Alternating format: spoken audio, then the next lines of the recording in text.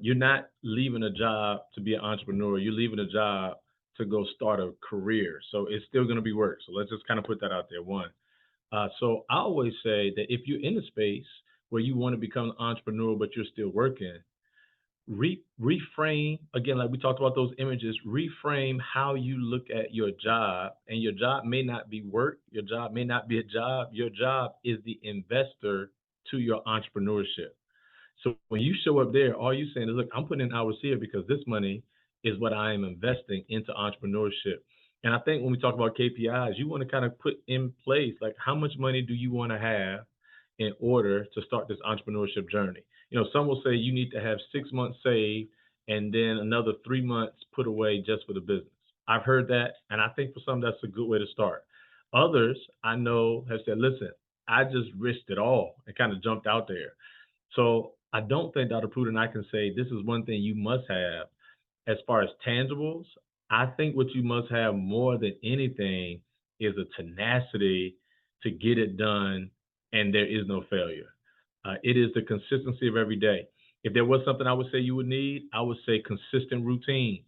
That often people leave jobs and go into entrepreneurship, but without routine, then you lose some of the discipline that's going to be necessary for you to thrive. Michael Gerber, and it's one of my favorite quotes. Michael Gerber says systems allow ordinary people to achieve extraordinary results predictably. And when you start business, when you go into entrepreneurship, you don't want to have sporadic income or sporadic clients. You want to create a system where you know exactly how many clients you're going to get if you are petitioning or prospecting a certain number of people. You want to know exactly what your income is going to be. You want to create a system in your entrepreneurship that matches the system that you came out of in your job. So routine is important, tenacity is important, flexibility is going to be important, and those things are all character traits. I don't know if I have a tangible, this is what you have. Now, if there was a tangible, and I might be a little biased, but I think it's true, I think you need a coach. I think you need a coach, a mentor, or you need somebody that's speaking up for you in rooms that you aren't in. No one can do this all by themselves. But with the right guidance, you overstep and jump over some of the pitfalls. With the right mentors, you are in conversation and you're meeting people that are going to be necessary for your success.